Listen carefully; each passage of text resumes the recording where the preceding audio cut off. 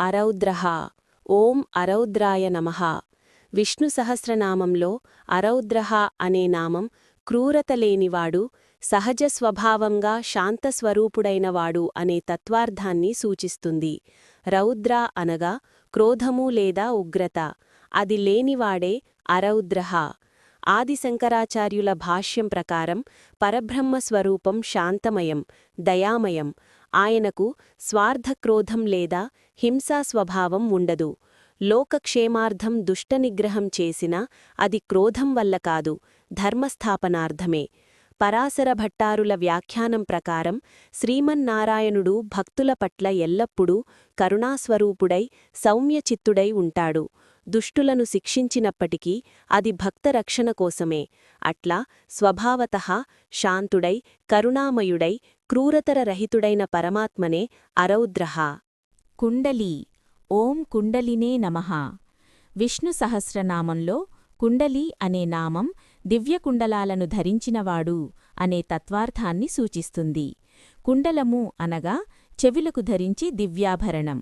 ఆదిశంకరాచార్యుల భాష్యం ప్రకారం పరమాత్మ దివ్యమంగళ విగ్రహంతో అలంకృతుడై మకరకుండలాది ఆభరణాలతో శోభిల్లుతాడు. అవి ఆయన ఐశ్వర్యమును, దివ్య సౌందర్యాన్ని సూచిస్తాయి.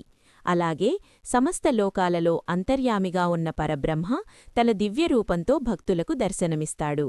పరాశర భట్టారుల వ్యాఖ్యానం ప్రకారం శ్రీమన్నారాయణుడు మకరకుండలాలను ధరించి దివ్యమంగళ విగ్రహంతో ప్రకాశిస్తాడు. ఆ కుండలాలు ఆయన కాంతిని మరింత విస్తరింపజేసి భక్తుల మనసులను ఆకర్షిస్తాయి. అట్లా దివ్యకుండలాలతో అలంకృతుడై సౌందర్య సంపన్నుడైన పరమాత్మనే కుండలీ. చక్రీ ఓం చక్రిణే నమః. విష్ణు సహస్రనామంలో చక్రీ అనే నామం సుదర్శన చక్రాన్ని ధరిస్తున్నవాడు అనే తత్వార్థాన్ని సూచిస్తుంది. చక్రం అస్య అస్తి ఇతి చక్రీ అంటే చక్రాయుధధారి. ఆది శంకరాచార్యుల భాష్యం ప్రకారం పరమాత్మ దుష్టులను సంహరించి ధర్మాన్ని స్థాపించుటకు సుదర్శన చక్రాన్ని ఆయుధంగా ధరించి ఉంటాడు. అది ఆయన ఐశ్వర్యశక్తిని సూచిస్తుంది. సుదర్శనం అజ్ఞానాంధకారాన్ని తొలగించే దివ్య జ్ఞానానికి కూడా ప్రతీక. పరాశర భట్టారుల వ్యాఖ్యానం ప్రకారం శ్రీమన్నారాయణుడు భక్తులను రక్షించుటకు సుదర్శన చక్రాన్ని ప్రయోగించి దుష్టశక్తులను నాశనం చేస్తాడు. ఆ చక్రం ఆయన ఆజ్ఞకు లోబడిన దివ్యశక్తిగా లోకక్షేమాన్ని కాపాడుతుంది. అట్లా సుదర్శన చక్రధారి భక్తరక్షకుడైన పరమాత్మనే చక్రీ. విక్రమీ ఓం విక్రమిణే నమః. విష్ణు సహస్రనామంలో విక్రమి అనే నామం పరాక్రమశాలి, అపారమైన శౌర్యంతో కార్యాలను సాధించేవాడు అనే తత్వార్థాన్ని సూచిస్తుంది. విక్రమ అనగా మహాపరాక్రమం, అద్భుతమైన శక్తితో కార్యసిద్ధి. ఆది శంకరాచార్యుల భాష్యం ప్రకారం పరమాత్మ సమస్త లోకాలపై తన అజేయ శక్తితో విస్తరించి సృష్టి, స్థితి, లయాలను నిర్వహించగల పరాక్రమ సంపన్నుడు. ఆయనకు అసాధ్యమనేదేమీ లేదు. పరాశర భట్టారుల వ్యాఖ్యానం ప్రకారం శ్రీమన్నారాయణుడు వామనావతారంలో 3 అడుగులతో లోకాలనావరించి తన అపార విక్రమాన్ని ప్రదర్శించాడు.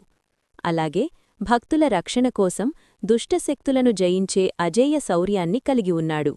అట్లా అపార శక్తి, అజేయ పరాక్రమంతో లోకక్షేమాన్ని కాపాడే పరమాత్మనే విక్రమి. ఊర్జిత శాసనః ఓం ఊర్జిత శాసనాయ నమః.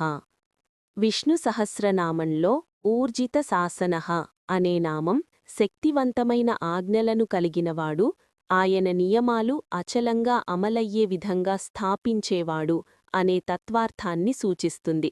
ఊర్జిత అనగా బలమైన, దృఢమైన. శాసన అనగా ఆజ్ఞ లేదా నియమం. ఆది శంకరాచార్యుల భాష్యం ప్రకారం జగత్తులో ధర్మరూపమైన నియమాలు, వేదవిధులు అన్నీ పరబ్రహ్మ ఆజ్ఞ ప్రభావంతోనే నిలుస్తాయి. ఆయన నిర్ణయించిన ధర్మ వ్యవస్థను ఎవరూ అతిక్రమించలేరు. పరాశల భట్టారుల వ్యాఖ్యానం ప్రకారం శ్రీమన్నారాయణుడు భక్తుల రక్షణ కోసం ధర్మాన్ని దృఢంగా స్థాపించి దుష్టులను నియంత్రించేందుకు తన శాసనాన్ని అమలు చేస్తాడు. ఆయన ఆజ్ఞకు సమస్త లోకాలు లోబడతాయి.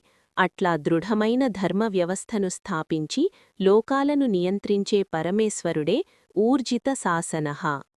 శబ్దాతిగః. ఓం శబ్దాతిగాయ నమః.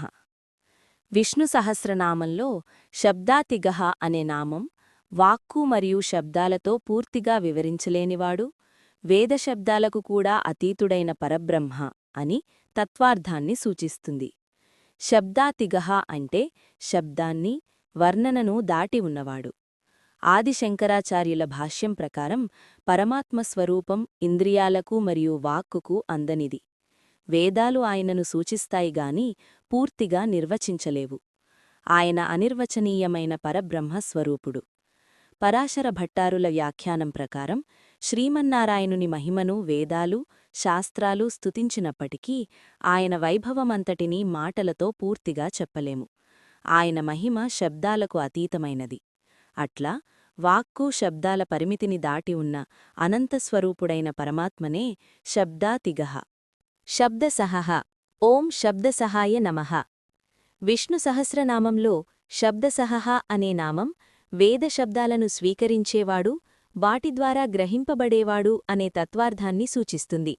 శబ్దం సహతే అంటే శబ్దరూపమైన వేదమంత్రాలను ఆధారంగా తీసుకొని భక్తులు ఆయనను తెలుసుకోవచ్చు. ఆదిశంకరాచార్యుల భాష్యం ప్రకారం పరబ్రహ్మను ప్రత్యక్షంగా ఇంద్రియాలతో గ్రహించలేము, కాని వేదశబ్దాల ద్వారా ఆయన స్వరూపం గురించి జ్ఞానం పొందవచ్చు. అందువల్ల వేదాలు ఆయనను ప్రకటించే ప్రధాన ప్రమాణం. పరాశర భట్టారుల వ్యాఖ్యానం ప్రకారం శ్రీమన్నారాయణుడు వేదమంత్రాల ద్వారా స్తుతింపబడటాన్ని సంతోషంగా స్వీకరిస్తాడు. భక్తులు చేసే నామసంకీర్తన, స్తోత్రపఠనాలను ఆయన ఆనందంతో అంగీకరిస్తాడు.